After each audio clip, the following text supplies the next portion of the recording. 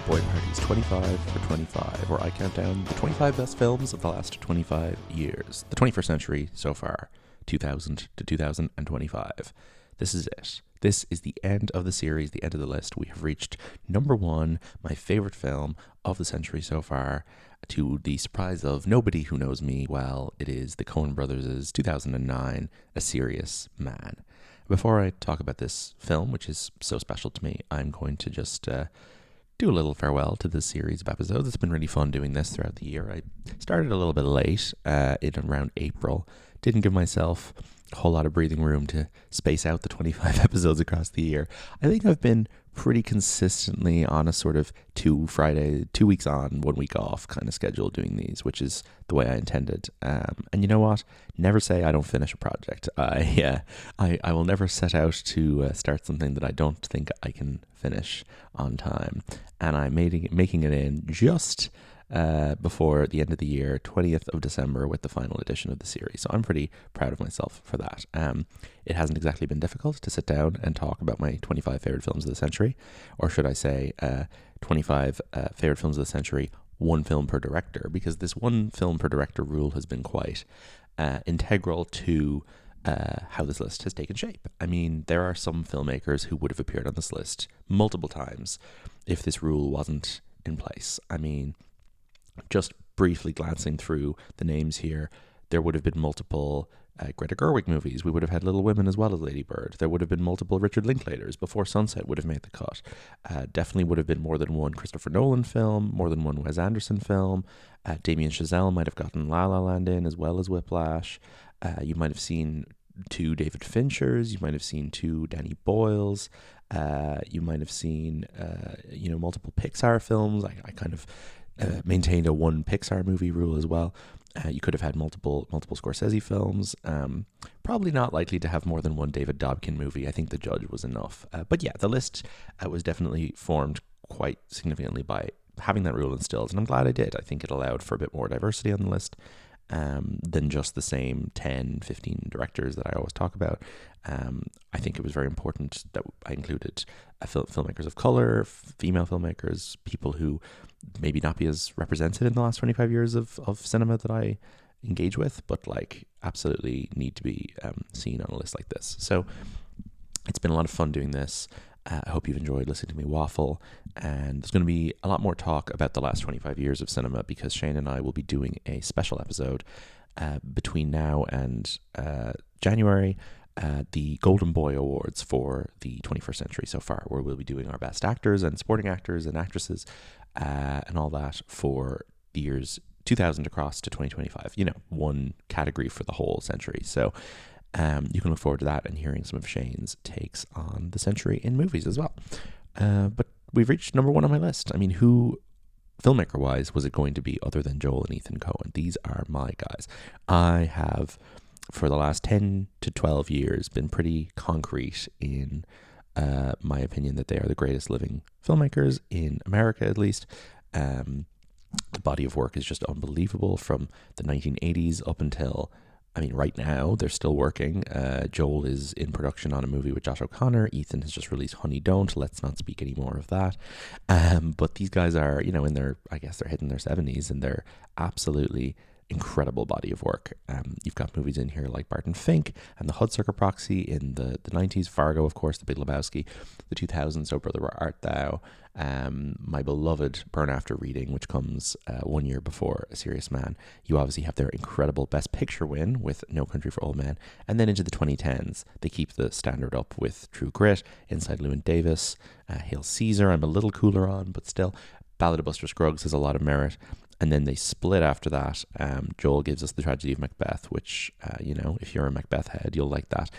Ethan, a lot of fun. The first solo movie, Drive Away Dolls, and then following it up with, as I said, Honey Don't. But, there's so many bangers in there. I haven't even mentioned Raising Arizona. I haven't even mentioned Blood Simple. I haven't even mentioned Intolerable Cruelty, which is so good.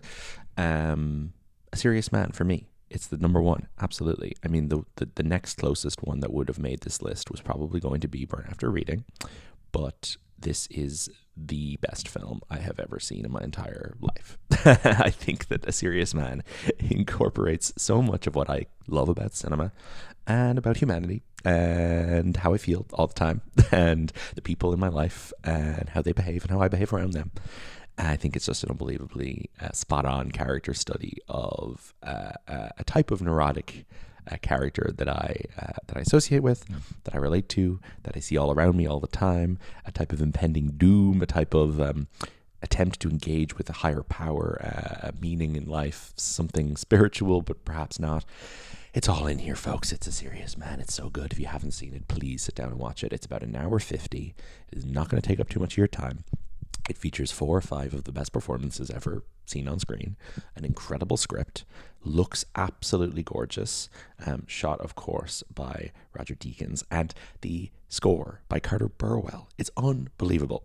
Carter Burwell hasn't appeared very much on this list, despite his great body of work. He was kind enough to take part in a project I was running at work a few years ago, so I got to communicate with him a bit over email. Lovely guy and a hero of mine, one of the great living film composers. If I had to give you my sort of Mount Rushmore of composers from this list, from this century, I mean, you're talking Burwell, I would say John Bryan, Thomas Newman, and then you're kind of down to a muddle of, are you putting Desplat in there? Are you putting Howard Shore? Are you putting Trent Reznor, Atticus Ross? Some great work we've seen on this list from Daniel Pemberton. Hard to say, but Carter Burwell's music in this is incredible. And for those of you who haven't seen it, this movie is about a professor of physics in 1967 in Minnesota called Larry Gopnik, and he's played by an incredible actor who I love dearly called Michael Stuhlbarg. And you'll know Michael Stuhlbarg from something if you haven't seen this movie. He pops up in stuff all the time. I'd say since this movie, his most iconic other role has probably been as the father in Call Me By Your Name, which I would hope he was probably running 6th or 7th place for a Best Supporting Actor nomination that year and just narrowly missed out, which really sucks. He appeared just recently in quite a big role in Luca Guadagnino's After the Hunt, where he was basically the only good thing in that movie as Julia Roberts' kind of long-suffering husband. But he's in loads of stuff. He's in lots of TV shows. He does a lot of TV work. Not all of it is amazing, but he is always great. He has such warmth and kindness, but also prickliness and kind of fear in his eyes. I just find him such an exciting presence on screen. And I got to see him in person a few months ago at the London Film Festival premiere of After the Hunt, which basically the only reason I bought a ticket to that was to see Michael Stuhlbarg standing on stage in front of me for 2 minutes. I had a fun conversation earlier this year as well with the Irish filmmaker John Crowley, who made Brooklyn and We Live in Time.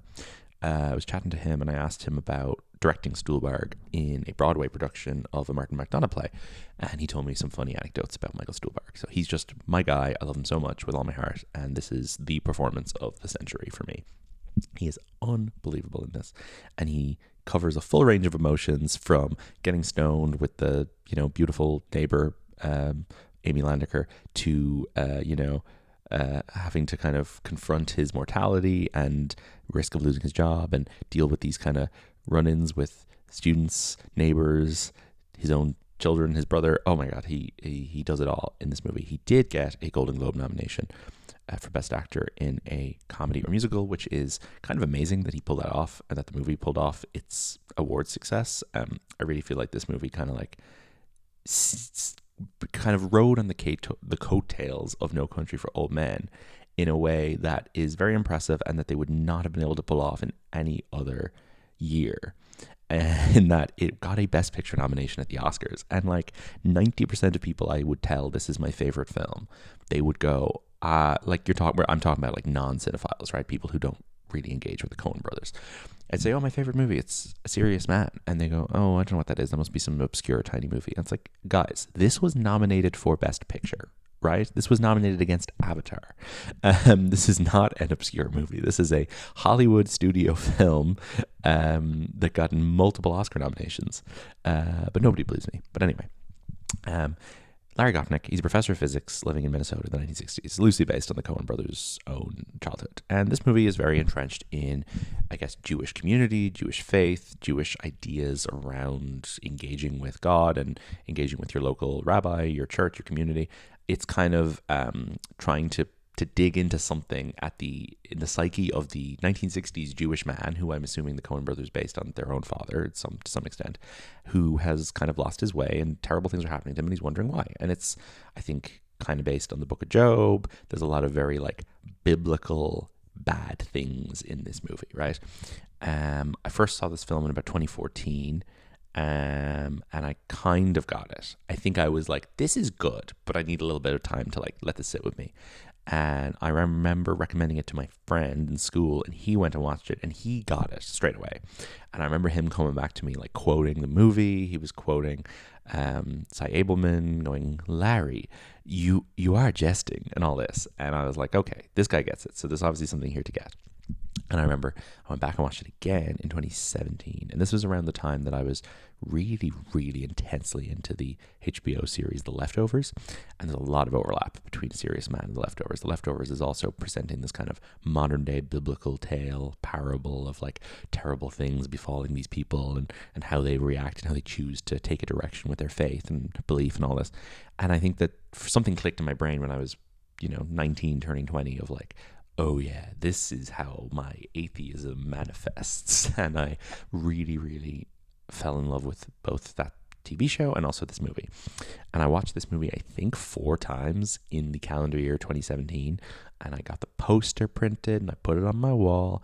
And by the time I got to university in 2017, I was like, this is my favorite movie. I'm going to tell everybody that. And oh my God, I've watched it several times since and have shown it to different people in my lives, and they've enjoyed it to various extents, but it's never been unseated as my number one on any list of favorite films. So it begins with this really, really great kind of 19th century parable flashback, where a dibuk visits this Jewish couple in their home. And this is completely detached from the rest of the movie, but it sets the tone really, really well of like eerie, spooky, folk tale, kind of very, very, tied in with Jewish folklore. And even though it doesn't directly kind of tie into the modern story that follows, you kind of can feel the commonality, and there probably is some connection way back in terms of who we're seeing here. But we skip forward to 1960s with a brilliant transition featuring Jefferson Airplane's Somebody to Love, which features a number of times in the movie. And Larry Gopnik is getting his, medical test from the doctor. And then on the other hand, you have his son, Danny, who is played by a fantastic young actor called Aaron Wolff, who I really have not seen in anything else. He's incredible in this movie. And he is listening to Jefferson Airplane on his like Walkman or his little radio or whatever at school. And it gets confiscated by the teacher. And there's money in the back of it, which he owes to a guy in school. So now he's in trouble with the bully. He doesn't have his music. He's pissed off. We kind of see a number of scenes of Larry's marriage breaking down, Larry arguing with his kids. His brother, Richard Kind, is living in the home. This Jefferson Airplane music kind of runs throughout the film, right? And there's 3 songs that are used really well. The other one that I fucking love is the scene where Larry goes up on the roof, which is, the poster for the movie, and he is fixing the TV antenna. And then he hears Coming Back to Me by Jefferson Airplane playing from the neighbor's garden, and he kind of goes to take a peek at the neighbor sunbathing before he gets kind of knocked out by the sun.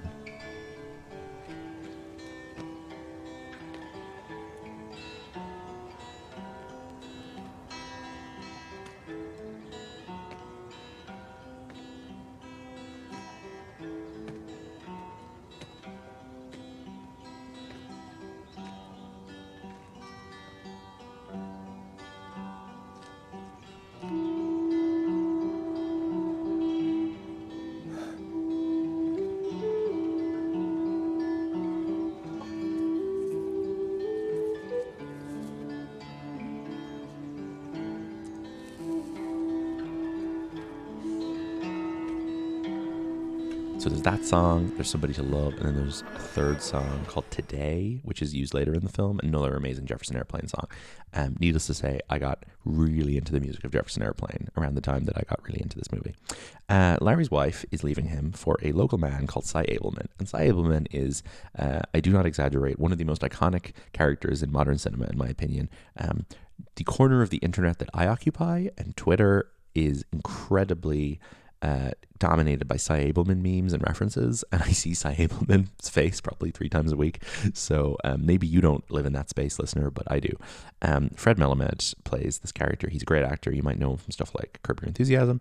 Cy Abelman is just like a local big character. I knew a lot of guys like this growing up. These were just guys who had these kind of like matey-uppy jobs. So sometimes they were academics, sometimes they weren't.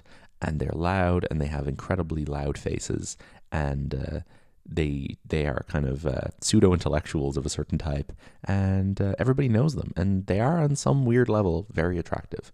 And Larry's wife's leaving him for Cy Abelman, and they go to they have a meeting in the diner where Larry and his wife and Cy Abelman discuss what Larry's living arrangements are going to be going forward. It's bar mitzvah. Child's bar mitzvah. Cy and I think it's best if you move out of the house. Move out? Well, it makes eminent sense. Things can't continue as Move they... out? Where would I go? Well, for instance, the Jolly Roger is quite livable. It's not expensive. The rooms are eminently habitable. This would allow you to visit the kids. There's convenience in its favor. You've got a pool. Wouldn't it make more sense for you to move in with Cy? Harry. Larry, you Among are his other just- issues, Larry is in kind of clashes with his student at the college who is refusing to accept the failing grade Larry has given him, so he gets his father involved, and there's a very, very funny confrontation with the father, who's played by the great Stephen Park, who is in a couple of Coen Brothers movies, and he confronts Larry outside the home while the local racist, white supremacist neighbor watches on. Look, if it were defamation, there would have to be someone I was defaming him too. All right, let's keep it simple. I could pretend the money never appeared. That's not defaming anyone. Yes, and passing grade. Passing grade. Yes, Or you'll sue me. for taking money. So he did leave the money. This is defamation. It doesn't make sense. Either he left the money or he didn't. Please, accept the mystery. Larry's having so many problems in his life that he decides to visit 3 local rabbis to try and get some answers about why Hashem might be, interfering in these terrible ways. So he visits 3 rabbis. One is played by Simon Helberg from The Big Bang Theory, who's fantastic in this movie. He then visits this slightly more middle-aged rabbi who tells him this brilliant little anecdote about these dentists he knew who became obsessed with like a secret message in the teeth of one of his patients. And there's this incredible Jimi Hendrix music playing over the scene. Oh my God, it's such a vibey scene. I love it so much, and I think it's become quite famous as a result. What does it mean? He has to find out if he is ever to sleep again. He goes to see the Rabbi Nachman. He comes in, he sits right where you're sitting right now. Anyway, Larry and his brother, the great Richard Kind, which honestly, this is a case that this is the best performance in the movie. He's so good. He is this kind of tragic figure, Arthur, who is kind of alone in the world. He's really into gambling. He has this thing called the Metaculus, where he like does all this crazy like gambling prediction stuff in a notebook. And he and Larry have to move out of the family home and into the Jolly Roger B&B, and it's like a motel.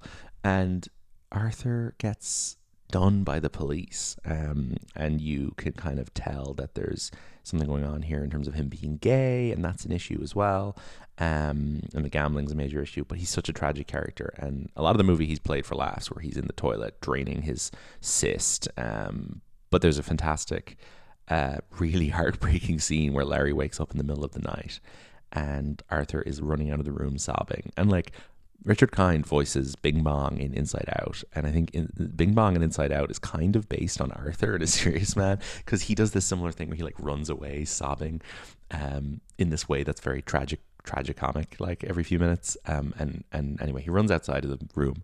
Larry follows him outside, and he is sitting on the edge of the pool, just absolutely sobbing aggressively about how Hashem has given him nothing in life compared to Larry. And it's not true. I mean, Larry's going through a really difficult time in his life, but you can understand the source of Arthur's self-pitying and comparing himself to Larry. And there have definitely been times in my life where I felt a lot like Arthur in this scene, comparing myself to the people around me.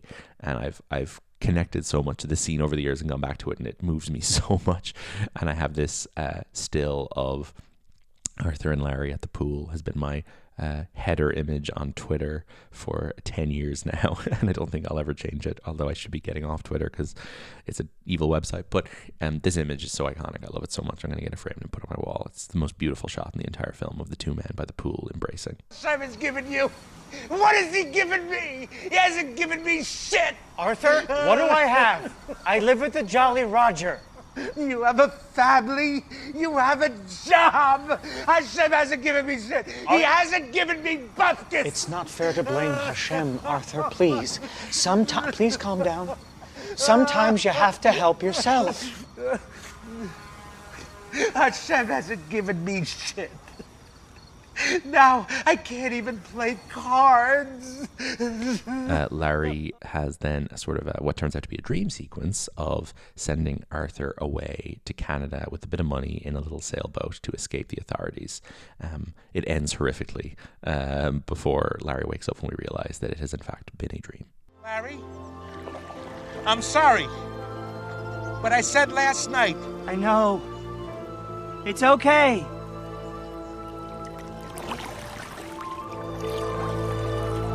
Goodbye!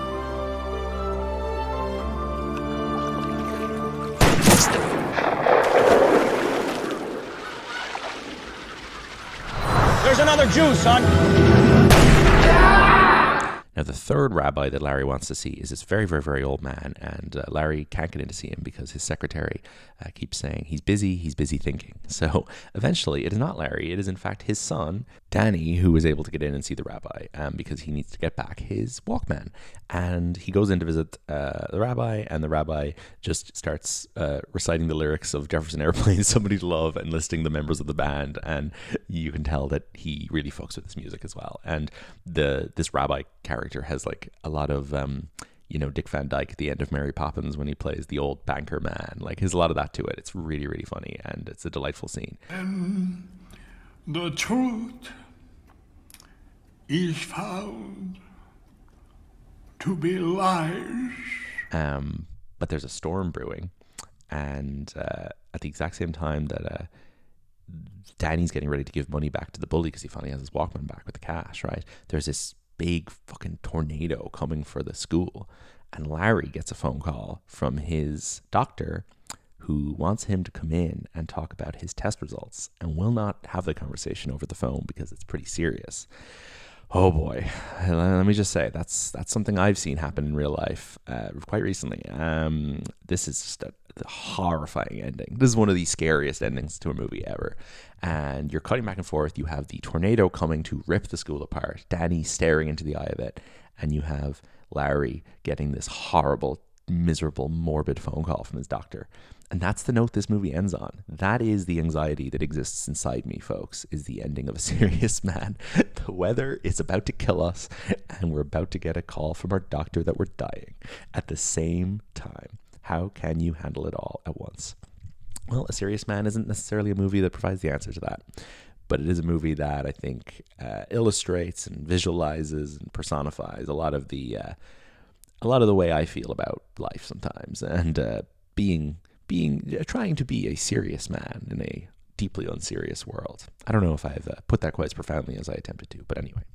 That's it, folks. That's A Serious Man. That is the number one movie on my list. I'm sure many of you will disagree with me. I mean, there is a case to be made that Mulholland Drive is the real number one on this list, and A Serious Man is just a personal pick.